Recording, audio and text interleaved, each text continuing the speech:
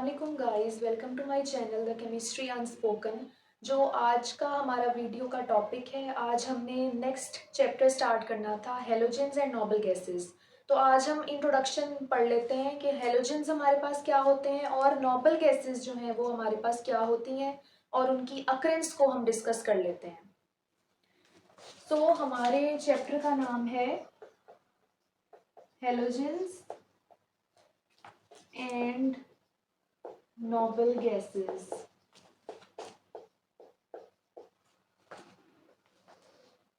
First of all हम halogens को discuss कर लेते हैं।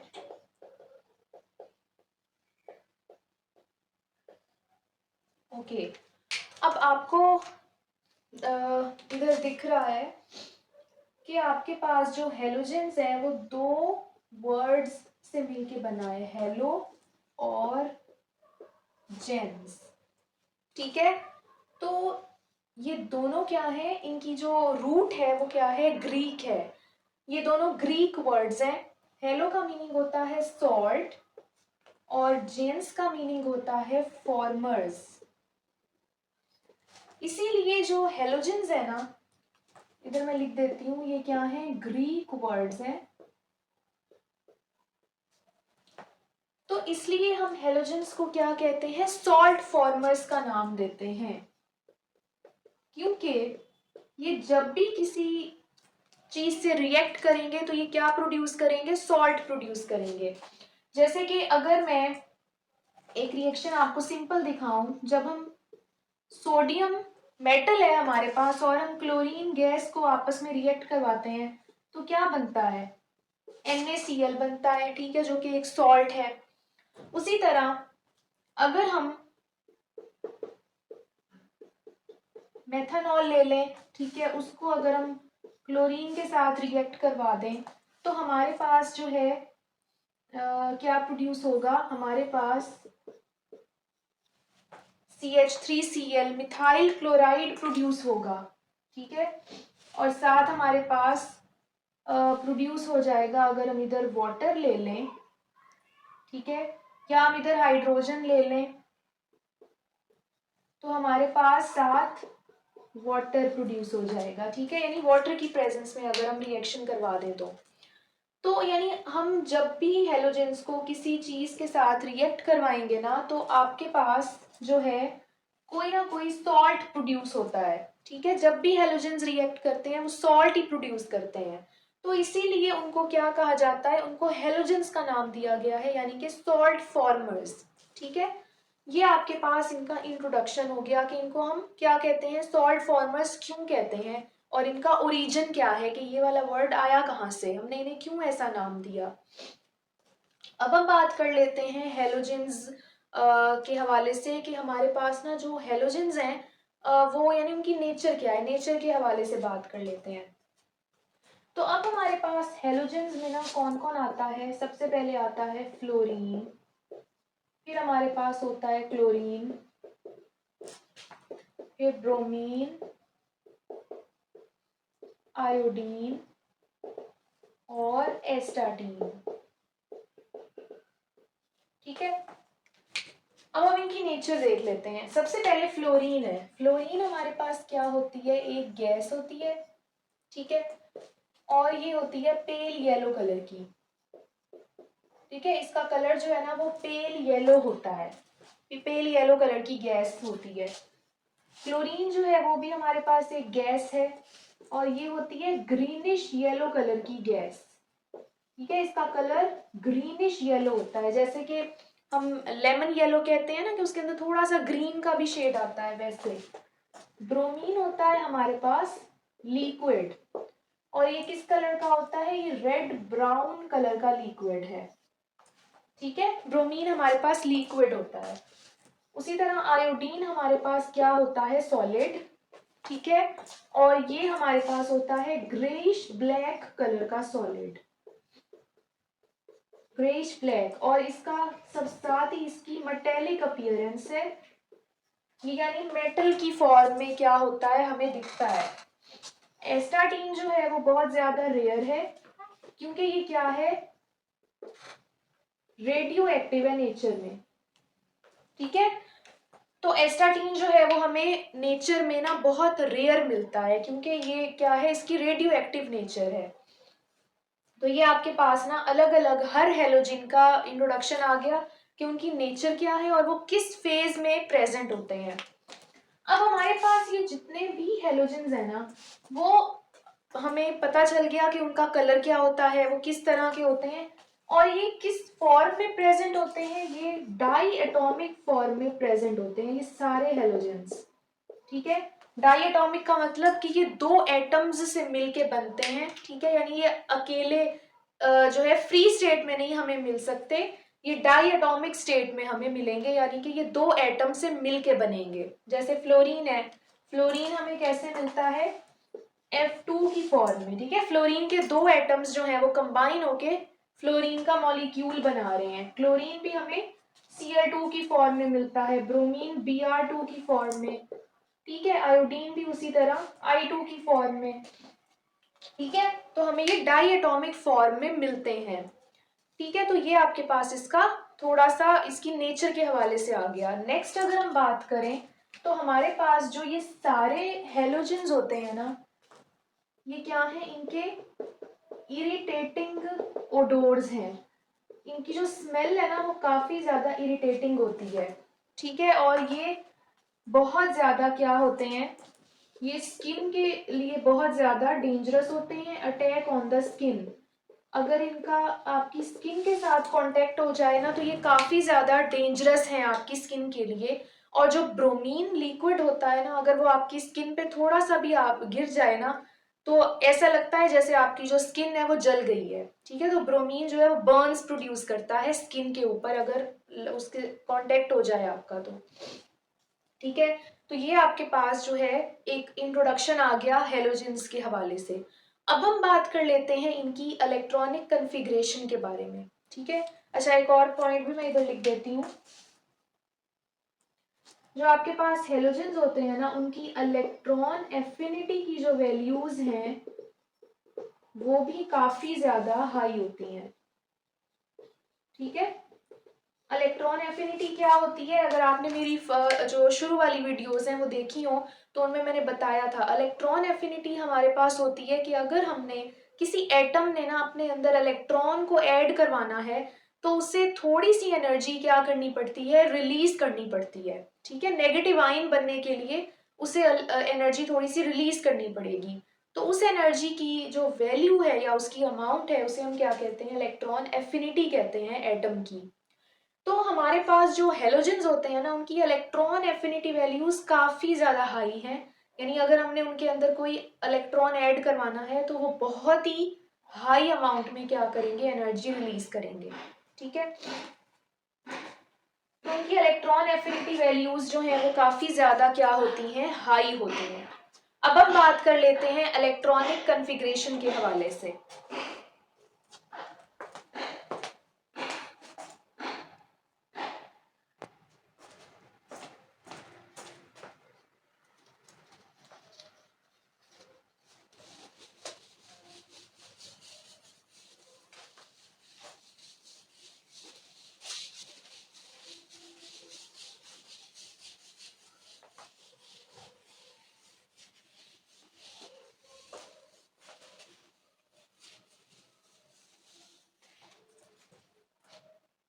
अब नेक्स्ट हमारे पास आ जाती है इलेक्ट्रॉनिक कॉन्फ़िगरेशन।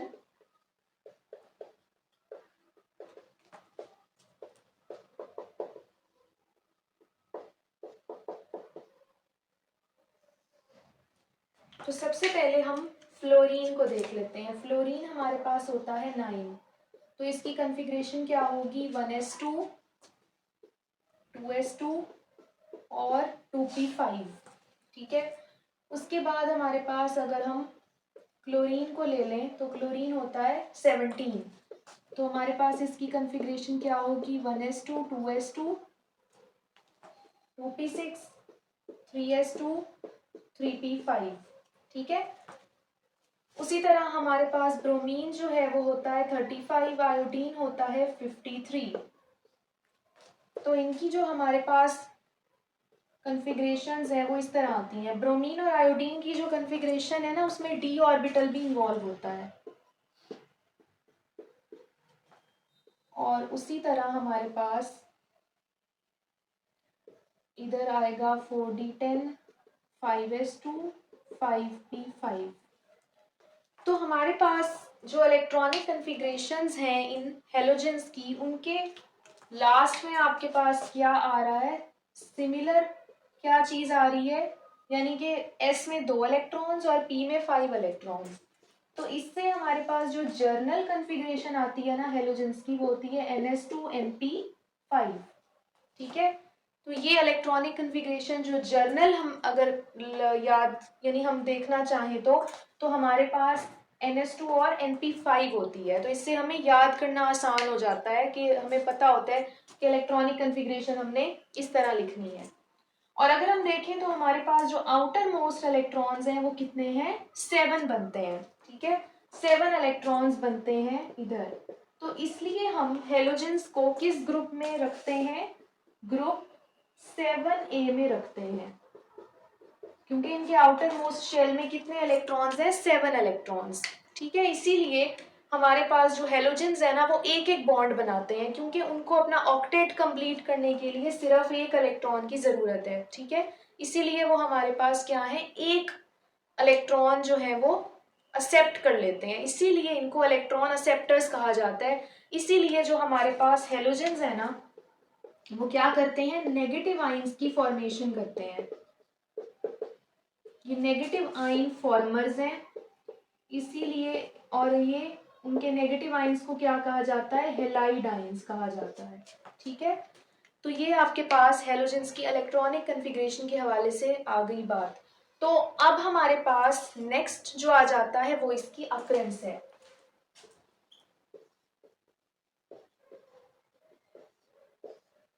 अगर अकरेंस की बात करें तो हमारे पास जो हेलोजेंस होते हैं ना वो आपके पास ज्यादातर सी में मिलते हैं, सॉल्ट लेक्स में मिलते हैं। ठीक है, और आपके पास अंडरग्राउंड बेड्स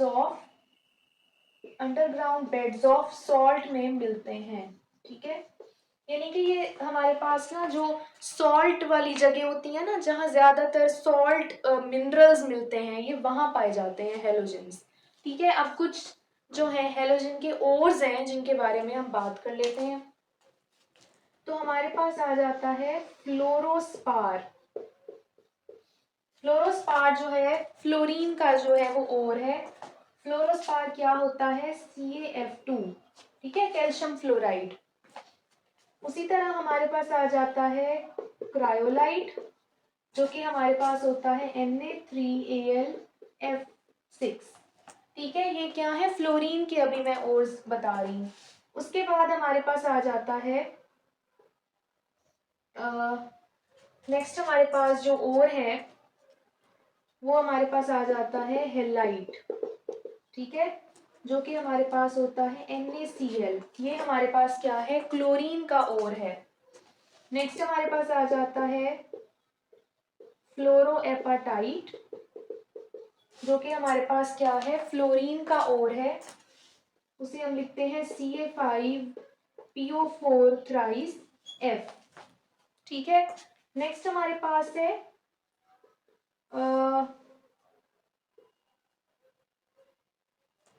कैलामनाइट। ठीक है, ये हमारे पास, ये भी क्लोरीन का ओर है। तो इसे हम इस तरह लिखेंगे KCl.MgF2.6H2O। ठीक है, तो ये हमारे पास क्लोरीन का ओर है। उसी तरह ब्रोमीन की बात करें तो ब्रोमीन हमारे पास ना NaBr, KBr, ठीक है, MgBr2 इस फॉर्म में पाया जाता है। ठीक है, और ज्यादातर ये हमें कहाँ मिलता है, ब्राइन वेल्स में मिलता है। उसी तरह जो आयोडीन है वो हमें NaOI3 की फॉर्म में और NaOI4 की फॉर्म में मिलता है। ठीक है, तो ये आपके पास ना सोर्सेज हैं हेलोजेंस के, कि हेलोजेंस हमें ना क्या कहाँ कहाँ मिलते हैं और किस फॉर्म में मिलते हैं। ठीक है, अब नेक्स्ट हमारे पास हम बात कर लेते हैं नोबल गैसेस की। ठीक है, कि नोबल गैसेस जो हैं वो हमें नेचर में कहाँ कहाँ प्रेजेंट हैं और उनका जो हमारे पास उनका ओरिजिन है वो क्या है।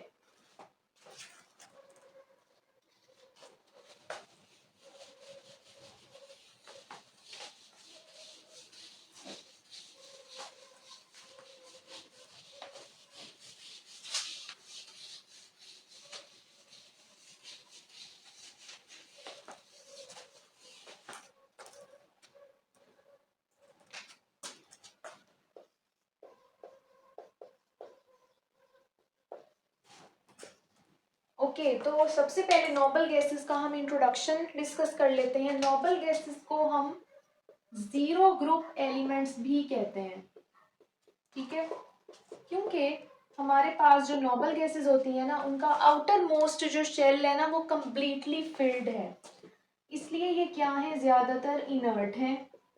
ये बॉन्डिंग में पार्टिसिपेट नहीं करती क्योंकि इनको जरूरत ही नहीं है, उनका आउटर मोस्ट शेल पहले से ही कंप्लीट है, तो इसीलिए ये क्या है, इनर्ट गैसेस हैं, ठीक है। और इन्हें रेयर गैसेस भी कहा जाता है और नोबल भी इसीलिए इनको नाम दिया गया है क्योंकि इनका जो ऑक्टेट है वो क्या है, कंप्लीटली फिल्ड है। अगर हम इनकी इलेक्ट्रॉनिक कन्फिग्रेशन के हवा या पहले मैं आपको और भी इनकी प्रॉपर्टीज बता देती हूँ। इनके जो बॉइलिंग पॉइंट्स और इनकी जो सॉलिबिलिटी है वाटर में, ठीक है, ये दोनों चीजें कब इंक्रीज करती हैं, जब इनका एटॉमिक नंबर इंक्रीज करता है, ठीक है। जैसे जैसे हम टॉप टू बॉटम ग्रुप में जाते जाते हैं ना नोबल गैसेस में, तो हमारे पास जैसे जैसे एटॉमिक नंबर बढ़ता जाता है नोबल गैसेस का, इनका बॉइलिंग पॉइंट और इनकी सॉलिबिलिटी भी इंक्रीज करती जाती है, ठीक है।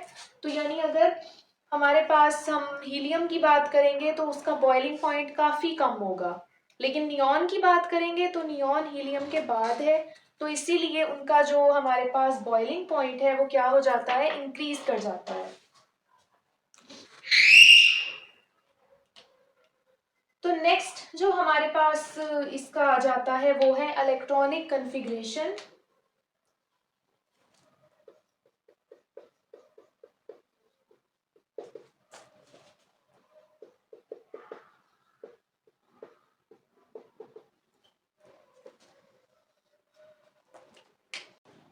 तो इलेक्ट्रॉनिक कन्फिग्रेशन की अगर हम बात करें तो हमारे पास सबसे पहले आ जाता है हीलियम। हीलियम का एटॉमिक नंबर है 4, तो ये होता है 1s2 2s2, ठीक है। आउटर मोस्ट शेल जो है वो कंप्लीट है। नेक्स्ट हमारे पास आ जाता है नियॉन। नियॉन होता है 10, 1s2 2s2 2p6, ठीक है। तो हमारे पास जो है इनका जो अगर हम लास्ट में इनकी देखें वैलेंस इलेक्ट्रॉन, तो हमारे पास हमें पता चलता है कि इसके अंदर 8 इलेक्ट्रॉन्स पूरे हैं, ठीक है।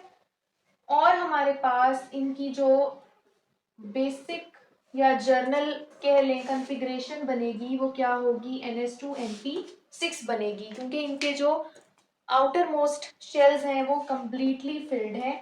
इसीलिए हम इस कन्फिग्रेशन की वजह से 8 इलेक्ट्रॉन्स होने की वजह से हम नोबल गैसेस को अलग ग्रुप में रखते हैं और ग्रुप का नाम हम क्या देते हैं, 8A ग्रुप, ठीक है, क्योंकि इनके आउटर मोस्ट शेल में 8 इलेक्ट्रॉन्स होते हैं, ठीक है। तो ये इनकी इलेक्ट्रॉनिक कन्फिग्रेशन के हवाले से बात हो गई। नेक्स्ट अब हम बात कर लेते हैं इनकी अकरेंस की।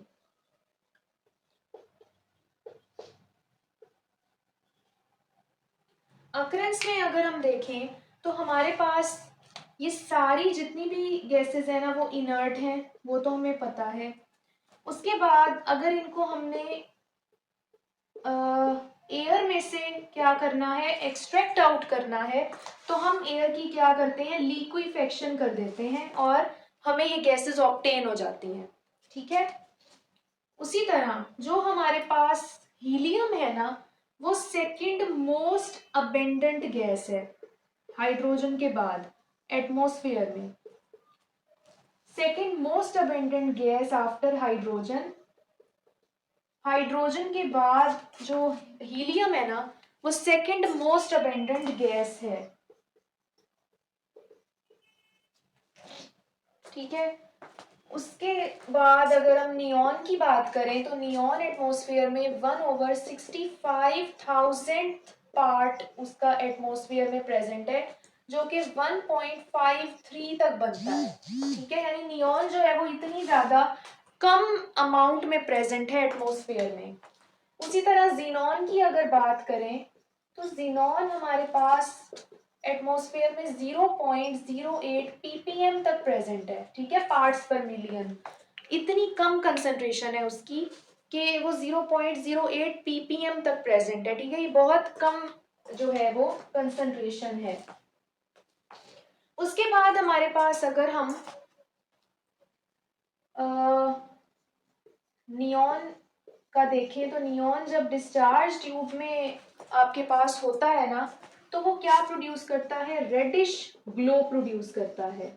ठीक है, और अगर हम क्रिप्टॉन को देखें तो क्रिप्टॉन जो होता है ना वो हमारे पास प्रोड्यूस करता है green and orange spectral lines. Green and orange spectral lines देता है जब हम इसका स्पेक्ट्रा ड्रॉ करते हैं। ठीक है, स्पेक्ट्रा जो है वो आपने पढ़ा होगा कि क्या होता है हमारे पास, कि जब भी हम इस गैस के अंदर से लाइट को पास आउट करेंगे तो हमारे पास, अगर हम यूवी विजिबल स्पेक्ट्रोस्कोपी कर रहे हैं तो हमारे पास उसका स्पेक्ट्रा आएगा, आईआर स्पेक्ट्रोस्कोपी कर रहे हैं तो हमारे पास उसका स्पेक्ट्रा आएगा। तो जब भी हम क्रिप्टॉन में से जो है लाइट को पास आउट करते हैं तो हमारे पास ना जो स्पेक्ट्रा प्रोड्यूस होता है, जो लाइंस आती है ना स्पेक्ट्रल लाइंस, वो ग्रीन और ऑरेंज कलर की होती हैं। ठीक है, और तो ये हमारे पास जो है थोड़ी सी प्रॉपर्टीज आ गई नोबल गैसेस की, थोड़ा सा उसका इंट्रोडक्शन आ गया, उसकी अकरेंस आ गई। ठीक है, कि ये कहाँ कहाँ हमें पाई जाती हैं और एटमॉस्फेयर में ये कितनी कंसंट्रेशन में हमें मिलती हैं। ठीक है, तो हमारे पास जो है, और लास्ट आपके पास जो गैस होती है ना फ्लोरीन, ये जो हमारे पास नोबल गैस है, तो वो हमारे पास क्या है, रेडियो एक्टिव है, रेडॉन जो है। ठीक है, तो मैं उसका भी लिख देती हूँ कि रेडॉन जो होती है ना वो आपके पास क्या है, रेडियो एक्टिव है। और ये हमें कैसे मिलती है, अगर हम अल्फा डिके करवा दें रेडियम का, रेडियम भी एक एलिमेंट है, तो अगर उसका अल्फा डीके करवा दें, अल्फा डीके एक प्रोसेस है, तो उसमें से हमारे पास हमें रेडॉन जो है वो गैस रिलीज होती है। ठीक है, तो ये आपके पास नोबल गैसेस के हवाले से बात आ गई। अब आपके पास जो आपका ये वाला चैप्टर है ना उसके अंदर पीक्यूलर बिहेवियर है फ्लोरीन का, तो वो भी हम डिस्कस कर लेते हैं कि फ्लोरीन दूसरे हेलोजेंस के मुकाबले में कैसे पीक्यूलर बिहेवियर देता है।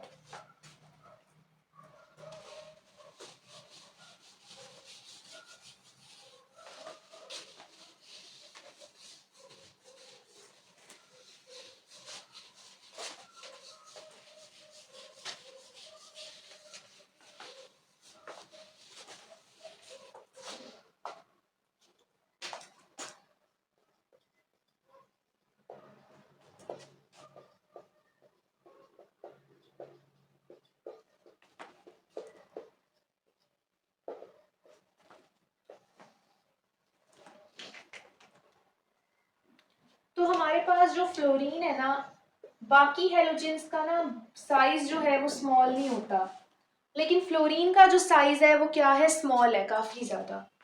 स्मॉल साइज की वजह से जो फ्लोरीन है ना वो shorter and stronger bonds produce करता है। ठीक है, क्योंकि फ्लोरीन का जो एटम है ना वो स्मॉल है, तो वो इतना ज्यादा फोर्स नहीं लगाता बॉन्ड के ऊपर, यानी बॉन्ड लेंथ को इंक्रीज नहीं करता, उसको क्या कर देता है, शॉर्ट कर देता है। उसके बाद आपके पास जो फ्लोरीन है उसकी फर्स्ट आयोनाइजेशन एनर्जी की वैल्यू काफी हाई है, क्योंकि ये पीक्यूलर बिहेवियर इस तरह है क्योंकि बाकी जो एलिमेंट्स होते हैं ना उनकी सेकंड आयोनाइजेशन एनर्जीज जो है वो हाई होती हैं, उनकी वैल्यूज हाई होती हैं, लेकिन फ्लोरीन जो है उसकी फर्स्ट आयोनाइजेशन एनर्जी हाई है, यानी अगर हमने फ्लोरीन में से इलेक्ट्रॉन रिलीज करवाना है तो हमें बहुत ज्यादा एनर्जी देनी पड़ेगी, उस एनर्जी को आयोनाइजेशन एनर्जी कहते हैं। ठीक है, जो हमें इलेक्ट्रॉन निकालने के लिए किसी एटम को देनी पड़े। ठीक है, तो फ्लोरीन की जो फर्स्ट आयोनाइजेशन एनर्जी वैल्यू है वो काफी ज्यादा हाई है, और इसकी हमारे पास जो इलेक्ट्रोनेगेटिविटी है वो भी बहुत ज्यादा है। वो तो आपको पता है ना कि फ्लोरीन की इलेक्ट्रोनेगेटिविटी वैल्यू 4 है, तो ये काफी ज्यादा है। ठीक है, इसकी इस क्वालिटी की वजह से हमारे पास जो फ्लोरीन है उसकी लेटिस एनर्जी भी काफी ज्यादा हाई है। ठीक है, लेटिस एनर्जी जो है उसकी हाई है, इसीलिए ये क्या करता है, रिएक्टिव भी बहुत ज्यादा है। उसके बाद अगर हम देखें नेक्स्ट इसकी क्या प्रॉपर्टी है, इसकी डिसोसिएशन एनर्जी काफी ज्यादा लो है, यानी कि ये आसानी से ना वाटर के अंदर डिसोसिएट हो जाता है, किसी भी सॉल्वेंट के अंदर ये आसानी से डिसोसिएट हो जाएगा, इसीलिए ये क्या है, हाईली रिएक्टिव है।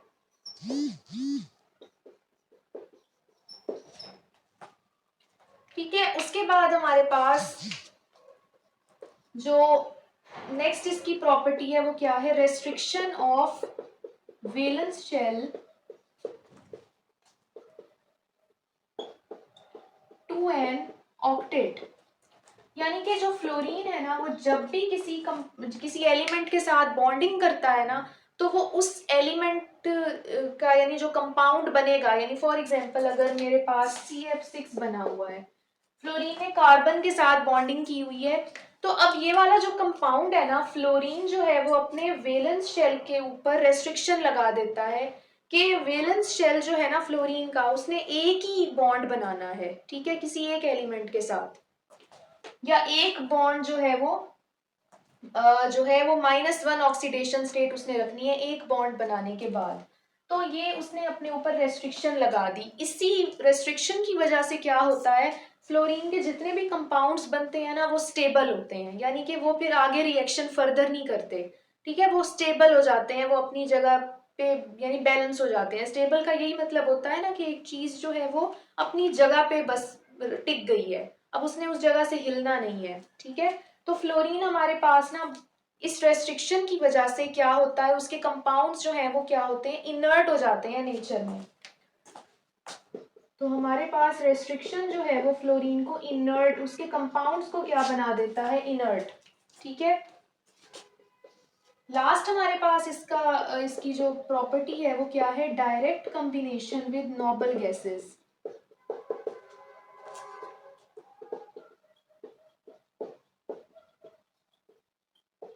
फ्लोरीन जो है वो वाहिद ऐसा हेलोजन है जो नोबल गैसेस के साथ डायरेक्टली क्या कर लेता है, रिएक्शन कर लेता है। जितने भी हेलोजेंस हैं वो कभी भी है नोबल गैसेस के साथ जाके डायरेक्ट रिएक्शन नहीं करते। जैसे फ्लोरीन का एक रिएक्शन है जिनॉन के साथ, xenon plus flow F2 2F2, तो हमारे पास क्या बनता है, ठीक है, जिनॉन हमारे पास जो है जिनॉन फ्लोराइड प्रोड्यूस हो जाता है। ठीक है, तो फ्लोरीन का क्या है, जिनॉन फ्लोराइड जो है वो बना देता है, तो फ्लोरीन हमारे पास क्या है, डायरेक्ट कंबाइन हो जाता है नोबल गैसेस के साथ, तो ये भी इसका पीक्यूलर बिहेवियर है। तो ये आपके पास ना फ्लोरीन की कुछ प्रॉपर्टीज हैं जो उसको थोड़ा सा अपने ग्रुप से ना डिफरेंट कर देती हैं। ठीक है, तो हमारे पास ये फ्लोरीन की क्या है, प्रॉपर्टीज हैं जो बाकी हेलोजेंस के मुकाबले में डिफरेंट है। ठीक है, तो अब जो मेरी नेक्स्ट वीडियो आएगी ना उसमें हम जो नेक्स्ट आपका टॉपिक है वो डिस्कस कर लेंगे। ठीक है, जो हेलोजेंस का टॉपिक है वो हम सबसे पहले हेलोजेंस के टॉपिक कंप्लीट करेंगे, फिर हम नोबल गैसेस की तरफ आएंगे जैसे आपकी बुक में भी जिस तरह दिया हुआ है। तो मुझे उम्मीद है कि आपको वीडियो बहुत अच्छी लगी होगी। मेरे चैनल को ज़रूर सब्सक्राइब करें और अपने दोस्तों के साथ भी शेयर करें जो FSC और मैट्रिक के हैं, ताकि उनको भी केमिस्ट्री में बहुत ज़्यादा हेल्प मिले। और मेरी वीडियो को लाइक भी करें और मुझे कमेंट्स में भी ज़रूर बताएं कि आपको मेरी वीडियोस कैसी लग रही हैं। और अपना ख्याल रखें, तब तक के लिए अल्लाह हाफिज़।